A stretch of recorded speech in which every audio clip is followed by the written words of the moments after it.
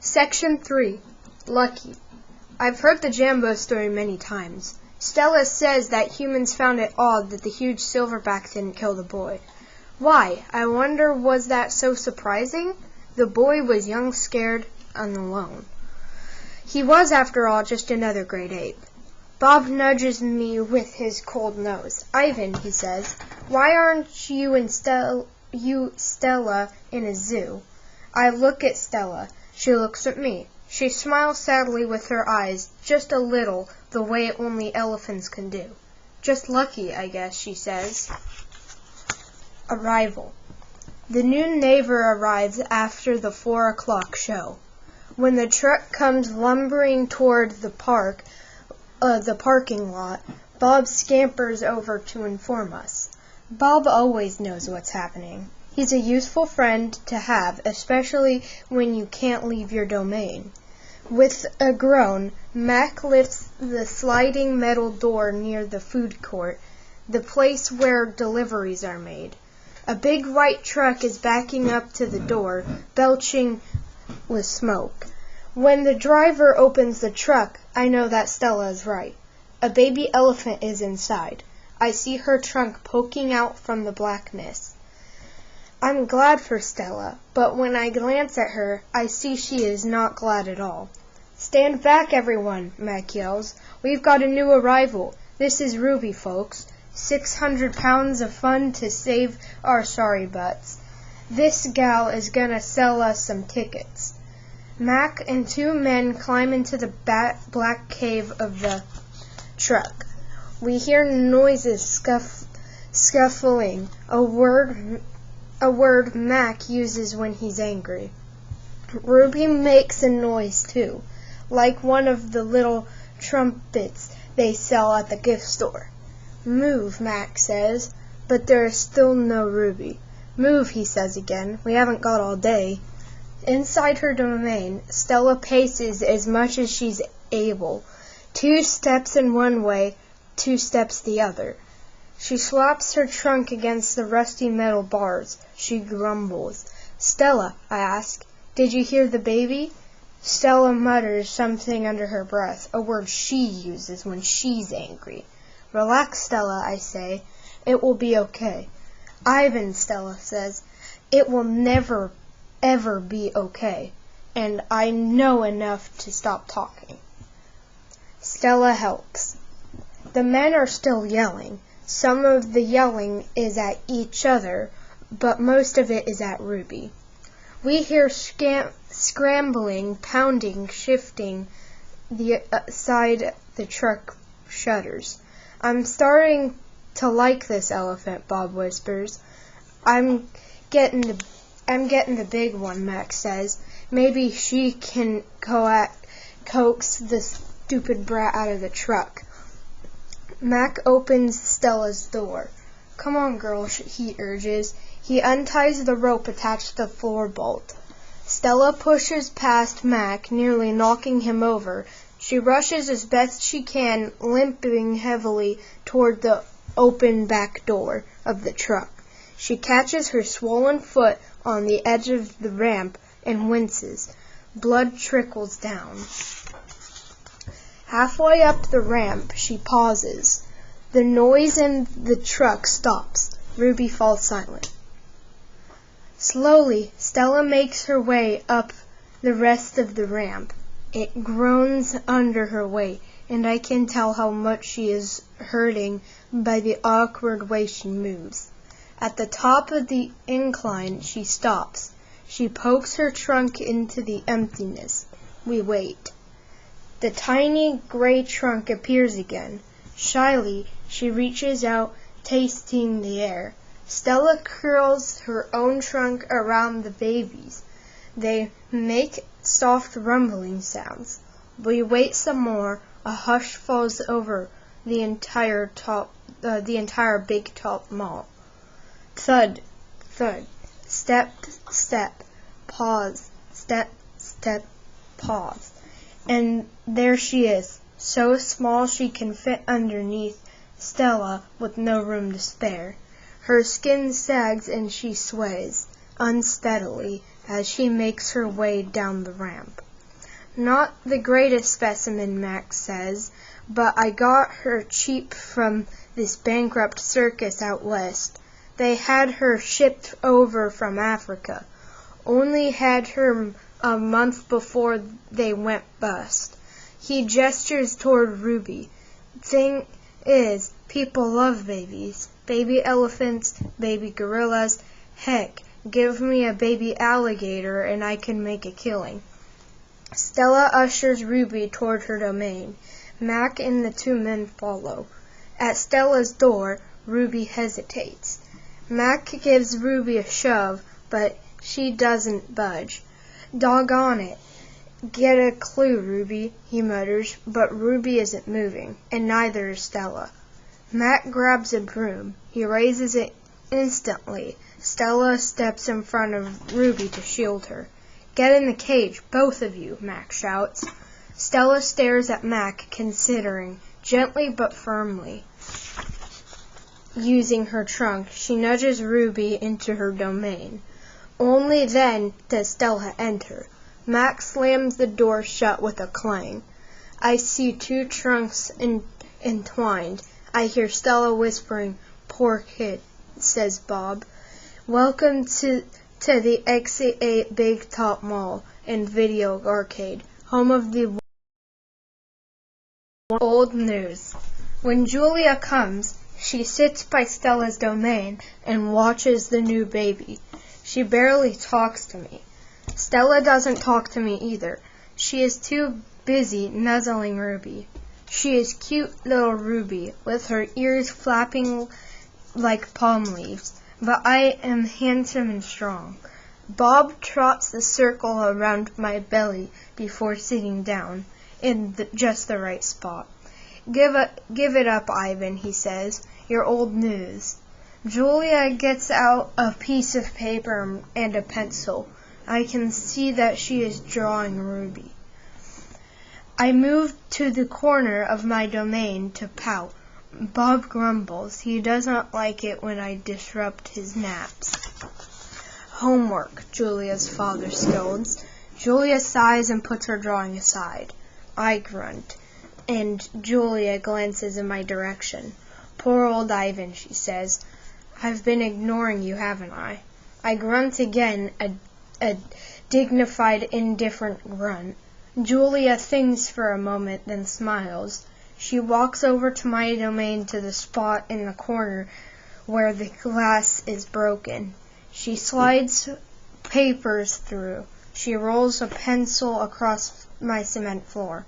You can draw the baby elephant too, Julia says. I bite the pencil in half with my magnificent teeth. Then I eat some paper. Tricks. Even after Julia and her father leave, I try to keep sulking, but it's no use. Gorillas are not by nature powders. Stella, I call. It's a full moon. Did you see? Sometimes, when we are lucky, we catch a glimpse of the moon through the skylight in the food court. I did, Stella says. She is whispering, and I realize that Ruby must be asleep. Is Ruby all right? I ask. She's too thin, Ivan, Stella says. Poor baby. She was in that truck for days. Mac bought her from a circus the same way he bought me, but she hadn't been there long. She was born in the wild like us. Will she be okay? I ask. Stella doesn't answer my question. The circus trainers chained her to the floor, Ivan, all 4 feet, 23 hours a day. I puzzle over why this would be a good idea. I always try to give humans the benefit of the doubt. Why would they do that, I finally ask. To break her spirit, Stella says, so she would learn to balance on a pedestal, so she could stand on her hind legs, so a dog could jump on her back while she walks in mindless circles. I hear her voice and think of all the tricks Stella has learned. Introductions. When I awake the next morning, I see a little trunk poking out between the bars of Stella's domain. Hello, says a small, clear voice. I'm Ruby. She waves her trunk. "Hello," I say. "I'm Ivan." "Are you a monkey?" Ruby asks. "Certainly not." Bob's ears perk up. Although his eyes stay closed, he's a gorilla, he says. "And I am a dog of uncertain heritage." "Why did the dog climb your tummy?" Ruby asks. "Because it's there," Bob murmurs. "Is Stella awake?" I ask. "Aunt Stella's asleep," Ruby says. "Her foot is hurting, I think." Ruby turns her head. Her eyes are like Stella's, black and long-lashed, bottomless lakes fringed by tall grass. "When is it breakfast?" she asks. "Soon," I say. "When the mall opens, the workers come." "Where?" Ruby twists her head in the other direction. "Where are the other elephants?" "It's just you and Stella," I say. For some reason, I feel we all have let her down. "Are there more of you?" "Not," I say, "at the moment." Ruby picks up a piece of hay and considers it. "Do you have a mom and dad?" "Well, I used to." "Everyone has parents," Bob explains. "It's unavoidable. Before the circus, I used to live with my mom and aunts and my sisters and my cousins," Ruby says. She drops the hay and picks it up and twirls it. "They're dead." I don't know what to say. I'm not really enjoying this conversation, but I can see that Ruby isn't done talking. To be polite, I say, "I'm sorry to hear that, Ruby." "Humans killed them," she says. "Who else?" Bob asked. And Stella and Ruby. All morning, Stella strokes Ruby, pats her, smells her. They flap their ears. They rumble and roar. They sway as if they are dancing. Ruby clings to Stella's tail. She slips under Stella's belly. Sometimes they just lean into each other, their trunks twirled together like jungle vines. Stella looks so happy. It's more fun to watch than any other nature show I've ever seen on TV. Home of the one and only Ivan. George and Mac are out by the highway. I can see them through one of my windows.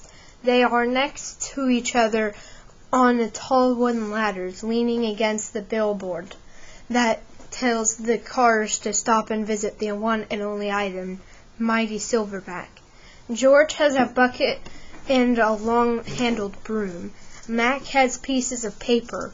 He slaps one against the billboard. George dips the broom into the bucket. He wets the paper with the liquid of the bucket, and somehow the paper stays in place. They put up many pieces before they are done. When they climb down from the ladders, I see that they've added a picture of a little elephant to the billboard. The elephant has a lopsided smile. She is wearing a red hat and her tail curls like a pig's. She doesn't look like Ruby. She doesn't even look like an elephant. I've only known Ruby one day, and I could have drawn her better. Art lesson. Ruby asks a lot of questions. She says, "Ivan, why is your tummy so big? And have you ever seen a green giraffe? Can you get me one of those pink clouds that the humans are eating?"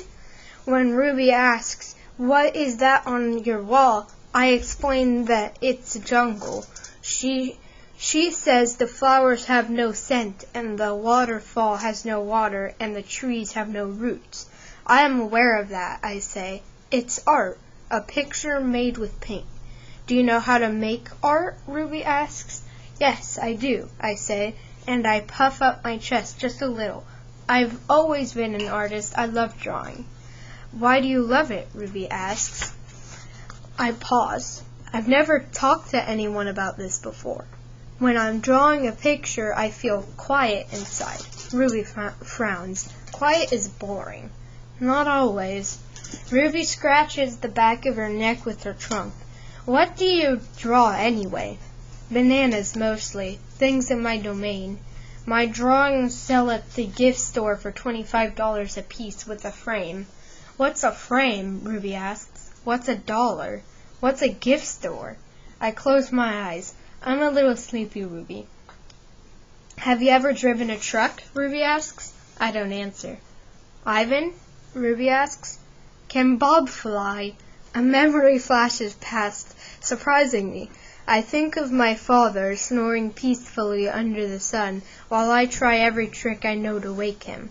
Perhaps, I realize, he wasn't really such a sound sleeper after all. Treat. How's that foot, old girl? George asks Stella. Stella pokes her trunk between the bars, and she inspects George's right shirt pocket for the treat he brings her every night without fail. George doesn't always bring me treats. Stella's his favorite, but I don't mind. She's my favorite too. Stella sees that George's pockets is empty. She gives George a frustrated nudge with her trunk, and Julia giggles. Stella moves to George's left pocket, and she discovers a carrot. Nimbly, she removes it. Mac walks past. Toilet's plunged up in the men's bathroom, he says. Big mess. I'll take care of it, George sighs. Mac turns to leave. Before you go, Mac, George says, you might want to take a look at Stella's foot. I think it's infected again. Darn thing never does heal up right, Mac rubs his eyes. I'll keep an eye on it. Money's tight, though. Can't be calling the vet every time she sneezes. George strokes Stella's trunk. She inspects his pockets one more time. Sorry, girl, George says, as he watches Mac walk away. Elephant jokes.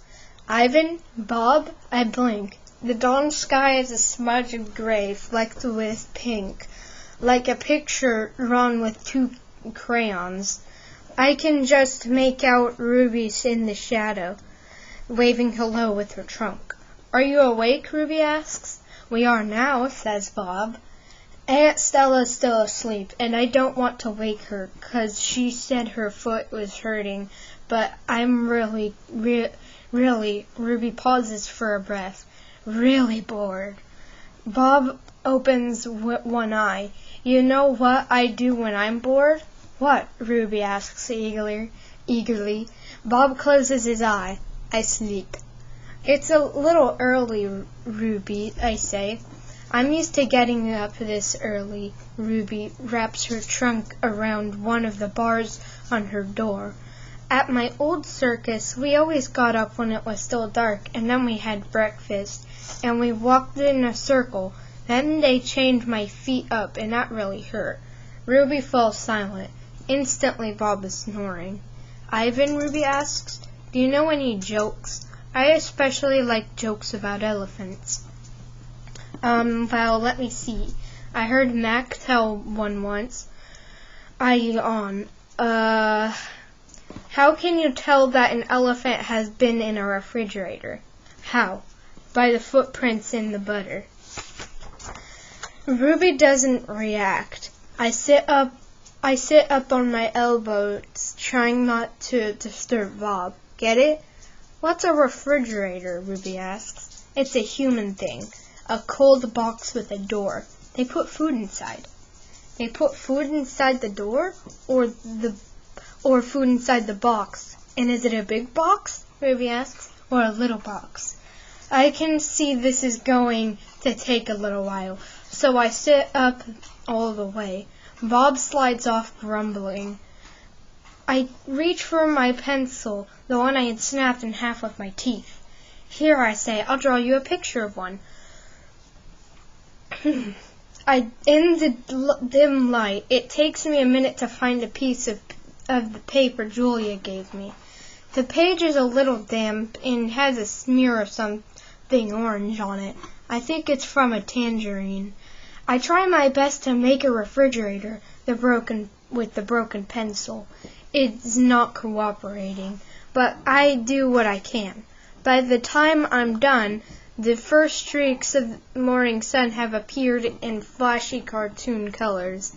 I hold up my picture for Ruby to see. She studies it intently. Her head turns so that one black